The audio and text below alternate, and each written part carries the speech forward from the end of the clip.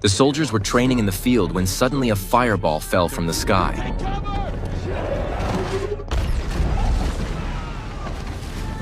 As the smoke cleared, a massive yellow robot appeared before them. It was Bumblebee. The officer froze in place, unsure of what to do, while Bumblebee, hearing the sound of reinforcements approaching, panicked and fled into the jungle. By the time the officer reacted, he quickly led the reinforcements in pursuit. Before long, they caught up to Bumblebee, who suddenly transformed, right before their eyes, into a jeep. Under heavy attack from the soldiers, Bumblebee had no choice but to flee desperately. After dodging a shell, he swung a 16-foot-long sword and cut down 2 massive trees, temporarily blocking the soldiers' path. But he hadn't gotten far before the soldiers caught up again. Planning to escape into a mine, he was suddenly slammed by an armored vehicle. The soldiers quickly surrounded him. Just then, Bumblebee spoke.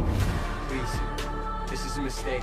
The soldiers were stunned. They hadn't expected this enormous machine to talk. Bumblebee explained that he didn't want to hurt anyone. But before he could finish, a fighter jet appeared in the distance. The officer thought reinforcements had arrived, but instead, a barrage of missiles rained down.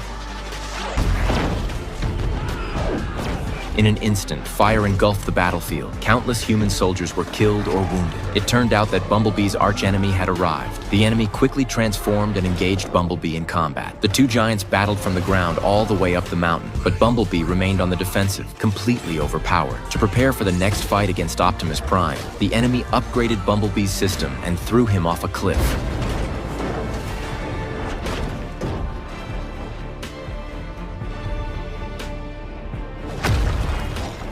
Just as the robot was about to finish him off, Bumblebee summoned all his strength for a final strike.